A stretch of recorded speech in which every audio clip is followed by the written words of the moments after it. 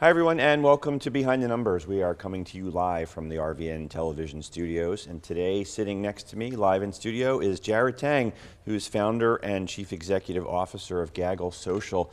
Jared, welcome to Behind the Numbers. Thanks for having me, Dave. It's a pleasure. So you're a former tech recruiter, and the word gaggle is what it's a metaphor for a group of people in a social situation, right? Absolutely. Tell us a little bit about Gaggle Social. Absolutely. So Gaggle Social is the enterprise software dedicated professional social network. Our focus is to eliminate the major bottlenecks in the tech hiring process, streamline the business development aspect of enterprise software as well, and then build community and camaraderie across the board. What inspired you to build it? Absolutely. So one of the biggest pieces that brought Gaggle to fruition for me was when I was working in tech recruitment and started realizing and recognizing that a lot of the companies that were hiring for tech did not exactly know what they were looking for, which is in part another reason why it's so successful for them to continue to build technology recruitment firms. If you don't know what to look for, but you know that you need that, and every business needs enterprise software, so they'll also need enterprise software talent, then they're kind of at the mercy of that. But deeper than that, the platforms that we've been using to hire all this time are a one-size-fits-all solution. So in reality, on the same platform that you can hire a admin for Salesforce is the same platform that you'll be hiring a brain surgeon, a custodian, a manager for operations, right? So by giving everybody that one-size-fits-all solution, you're not tailoring it for the complexities that go into and the intricacies that go into hiring for somebody with AWS experience and Salesforce experience in one that can provide express levels of support to your team, but also maybe run the systems or implement the systems. And that lack of detail and transparency is really what throws a wrench into the entirety of the operation. Yeah, it's interesting when you point it out. I haven't really thought about it, but you're right. Those other platforms, you don't even have to name them, but you watching and listening know what it is. If you've ever done a job search, like you said, you can find listings for a multitude of positions. Right. Is there anybody else doing what you're doing? Not directly, right? So there are systems in place that are curtailed to either tech or the overarching operational scheme and structure of marketing and technology kind of together. But what we do is we focus primarily on enterprise software because each enterprise software has a second level, which we affectionately coin as the software level, and then the modules and apps. So there are pretty much 3 levels in almost every enterprise system. And because of that, it can get very muddy because those technologies are being handled by many professionals who have different goals when they're walking in there, and their roles and requirements are going to be different every time to customize, optimize, implement these systems. Why is it so hard, or what are the unique challenges, I guess, if you will, hiring in the tech space as compared to some of the other industries? Absolutely. So because the major job boards and hiring networks are, like I said before, one size fits all, they're not taking into consideration some of the nuances that are necessary to help applicants stand apart, right? And really become, showcased as viable and valuable for an organization. So you're looking at all these applications, which is another part that we'll get into in a second, and they all kind of either look the same or they don't convey the message. So what often happens is that because there's no checks and balances that prevent applicants from applying to these roles, what you'll often find is that you'll see a short list for a Salesforce admin for 400 people, and you'll have maybe 50% of them are going to look almost exactly the same or identical, right? Then you'll have maybe 40% of them that aren't a good fit at all. They're either too low on the requirement threshold, or maybe they're too high on the requirement threshold, and you think they're going to get bored or they won't stay for long enough, so you see that as a potential threat to making that hire. And then you have the professionals that are definitely a good fit, but you're either unsure of whether or not their application is conveying that message, or they're not conveying the message at all on their own, right? and then you have to sift through all 400 of these people, right? And then your deadline is maybe 30 days or so, and it will take, on average, about 60 days longer, right? Oh, sorry, 60 days in total to make the hire, but that's about 20 days longer than other industries. And who has 20 days to spare, right? I mean, you're on deadlines, you have goals, you have projects that need to launch, and it all hinges on this new person on your team. So from the user experience, the applicant experience, this is a platform to get in contact with employers specifically in their niche. Yes. From the employer side, this is where you're going to find the most suited candidates. What's been the overall, call it, user experience like for your clients and the ultimate users? Absolutely. So we're right now on the I guess point of upswinging from our MVP into our full build, right? And we've seen a very, very positive feedback so far and user experience across the board on what we have and what we are planning to do very, very soon. And what we've seen is that based on the numbers and the projections that we're going to see further, I'll tell you about, based on our skills matrix, which is a table-like format, provides people a easy way to transparently provide information on their technology abilities by calling out the technology, calling out the role, attributing that to the modules and how many years experience they have with those modules. And then from there, they'll be able to apply to roles, but our platform will prevent them from applying to roles that don't match those skill requirements, right? So if you're missing that skill string, you will be unable to apply. Because of that, hiring managers are able to identify someone's skills in about 73.2% faster than networks like LinkedIn and Indeed, whereas because of the barrier to entry on roles that aren't a good fit for you, you're going to save time as an applicant applying to roles that you'll never hear back from, most likely, or will get a rejection from. And on the flip side of that, 85% more manageable shortlists. So we're skimming that down from the 400 or so influx to 40, right? 50, 30, depending on the role's requirements, depending on how deep they're going with their skill string and the requirements in general. Gotcha. Let's take the conversation up another 10,000 feet, so to speak. Sure. I want to talk about the importance of identifying your key employees early in the game. I mean, you're living it in a startup role, Yes. so you've got several different lenses in which you can speak to that question. Yes. So from my own experience, it's always a very important aspect. It's extremely important to bring on the right team members early. And reason being is that they're going to set the foundation for your business going forward. If they're the first person building out that department, their credibility takes into play as well as, and their background, and all of that will be what sets the floor, right? How are we going to manage this team? Where's it going to go from here? What's our 5-year plan on scale, right? And those are some of the things that I take into consideration, even in the interview process when I'm trying to bring on the next director of IT for our business, say, for example, or a head of HR, right? My goal is always identifying, where do you want to push this? And is it aligned with our cultural values? Is it aligned with our focus? And does it make sense for how our business will move forward?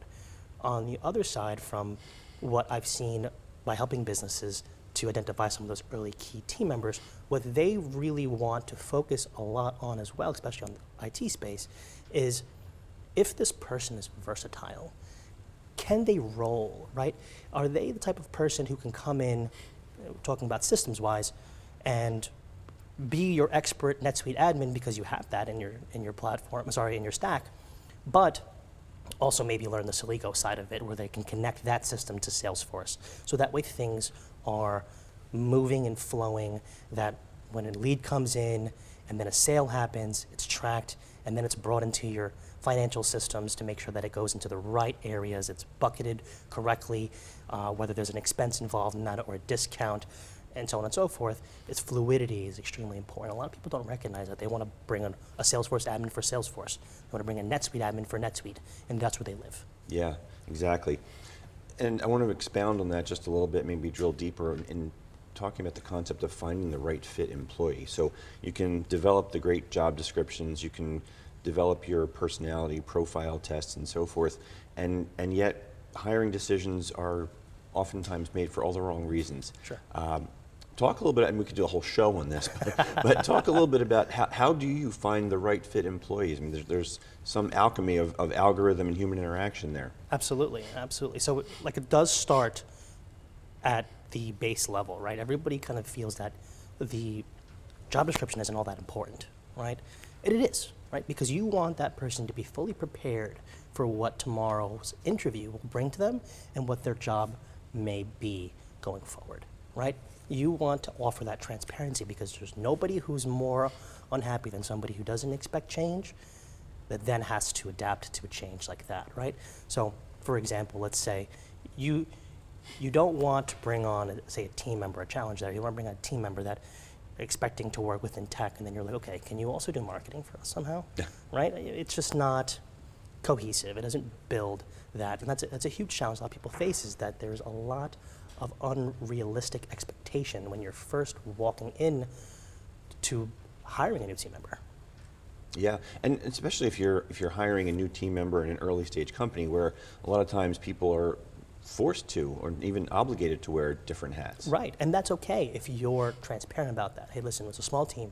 We expect that you're going to be getting your hands into a lot of different areas, that you're going to be working in the systems, and you're going to be on these phone calls with our solutions architects to make sure that everything is transferable, that all information is transparent, that you're communicating it well, and that might not, especially as a tech person, that might not be something they're comfortable with. So it's very important to start that base level of that. Now, going farther than there, right, when you're actually having your interview processes, it's important that you're not just evaluating the skills of this person. You're evaluating whether or not they fit your business. Mm-hmm. And you're hoping that the first person that you bring in will be the person that will be with you for the next 5 years and on, if not, forever, right? Because it is imperative that they're setting that foundation right, like I mentioned before, right? Now, there's a bit of a connection there that's important as well, right? Because they're now, if they're expected to be a jack of all trades and wear lots of hats, then they're going to have to train other departments as those departments come in and get built. Right? They're going to be a part of that. Are you going to overwork them? Those are all areas that you need to make sure that you're providing full and utter transparency on. And that's actually why our skills matrix came into play first, right? Was because at the end of the day, if you can spend a little bit less time vetting a candidate in the first conversation about whether or not their skills match, then you can have a little bit more of an impactful discussion that's really more about whether or not you fit the business, whether or not you fit our team. And then from there, you can continue to build that out. But a lot of companies get stuck. They have a 3-step process in their interview. They spend 2 steps of the process trying to identify whether or not you're a good technical fit. Yeah. And then you throw your last 30 minutes to the CEO, the COO of the company and say, do you fit the culture? Right. And then they have a selection error. Yeah, and look, honestly, most people that I talk to tell me they're uncomfortable doing the interview. So they're Right. they're more in their own head, evaluating their own performance rather than really assessing who's in front of them. Jared, for folks who are watching and listening and want to learn more about you or Gaggle Social, how can they reach out to you? Absolutely. So they can reach out to me through LinkedIn, which is Jared Tang, via LinkedIn as well, or they can catch me on email, which is j.tang@gagglesocial.com. Always happy to answer any questions, jump on a phone call, show you the platform as well. Great. We're coming close to a commercial break, but I want to give you a chance to do a quick humble brag. I was scrolling your LinkedIn profile before you got to the studio today, and I saw that you recently announced an award for Startup of the Year. Tell us about that. Absolutely. So we won Startup of the Year for Frisco, Texas, 2023. That's where we're incorporated out of.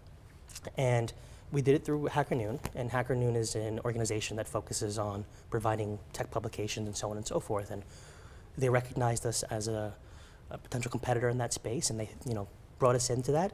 And then from there, our users started to vote for us and share their sentiments there and support us in that build. And we ended up coming out on top, and it was very impactful, and it was a wonderful experience, exciting experience for a company like us, who small team, fairly fresh, working towards the greater good of the tech community, it felt great to see that the tech community supported us back. Well, congratulations. That's you very awesome much. recognition for you and your team.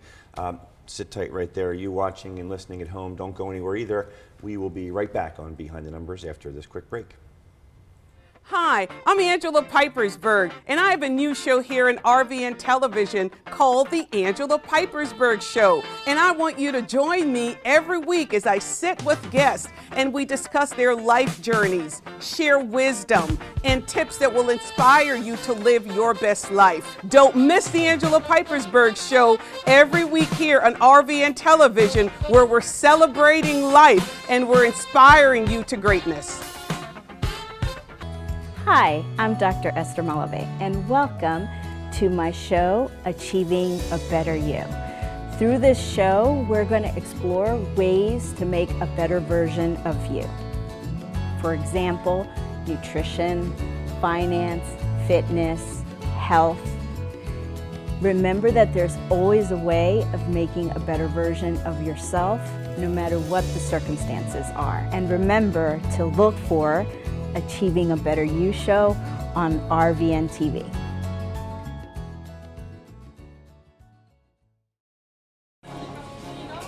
Some say the world has never been more divided,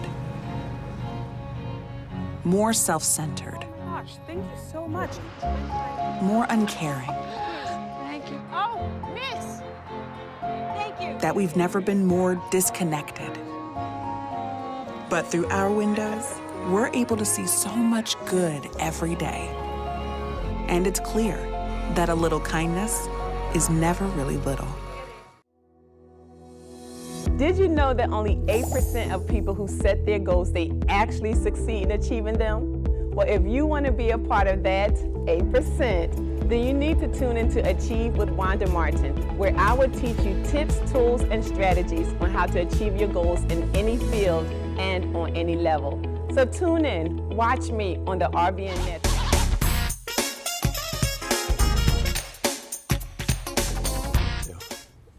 Hey everyone, and welcome back to Behind the Numbers. I'm Dave Bookbinder, and today we're talking with Jared Tang, who's the founder of award-winning firm Gaggle Social.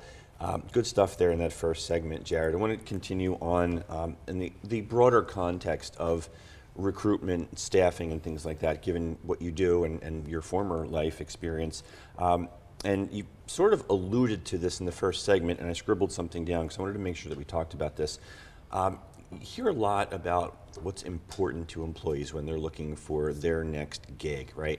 And it's more than just salary and benefits. It's opportunity, it's mission, it's vision. What are you seeing? What matters to people so that when you're working with your clients, they know how to articulate the value proposition of not just the position, but the company in general? Right. So I think a very important part of that puzzle is company culture, which also ties into leadership, right? How is the leadership going to continue to manage, scale, grow the business, grow me as a professional, right? A lot of intrinsic reward focus goes into the overall goal setting when it comes down to finding the new role, trying to apply for the right businesses. And another really important part about that from a applicant standpoint isn't quite as much the money as much as the growth opportunity. Can I grow here? What will it look like while I'm trying to find that raise, right? When I ask my boss, my supervisor, do I feel like I have the floor for that? Do I feel like I can come to them and trust them that they're going to evaluate me for my work, my ethic, my dependability, as opposed to they favor someone else, or they are biased against me because maybe in my first week I messed up, which I've actually heard considerably more than not, that, oh, I messed up my first week and I never was able to recover. Really? First Really? week? Really, yeah, I mean, exactly. There's usually a learning curve, You would no? imagine, but in many cases, there's a subconscious bias that goes into the way in which you interact with somebody after your very first issue, and if that issue continues. And that kind of leads us into a direction of whether or not the leadership is the right fit for the role, right? They may be articulate or skilled in a specific craft, but can they run this team? Can they grow this team? And then can this team trust them to continue to empower them and help them reach the success and the goals and the values that upholds the company and the department focuses on?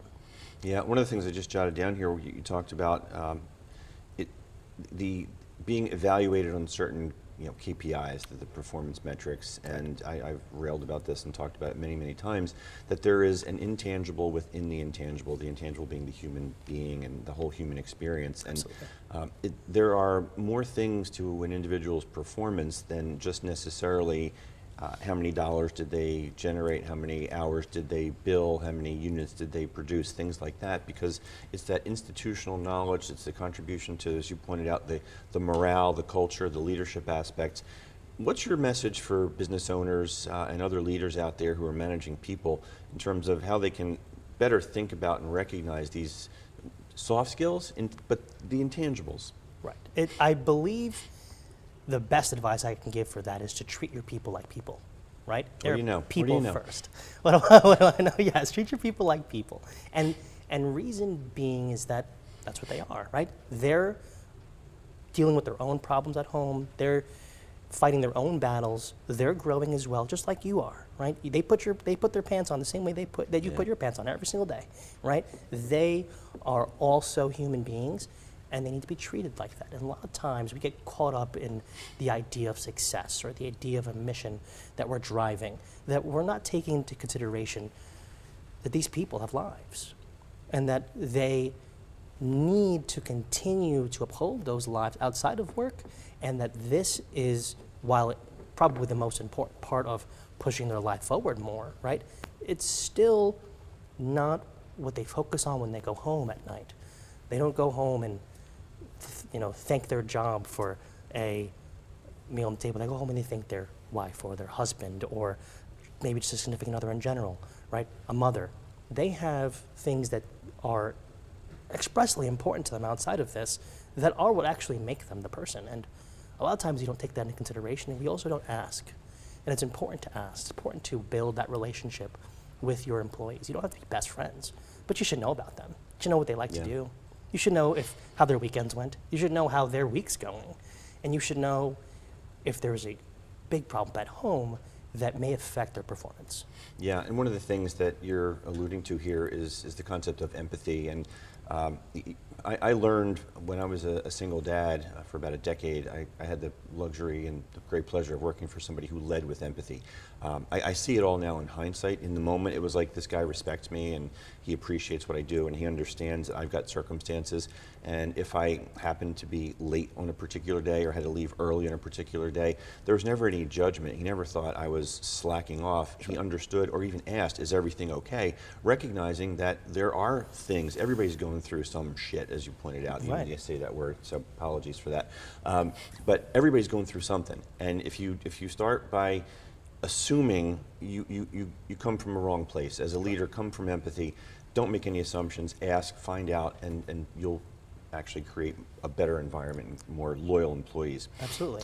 I'm going to shift here for a little bit in terms of what else is important to people. We talked about mission, vision, culture fit. How important is flexibility? Oh, so important. So important from both ends, right?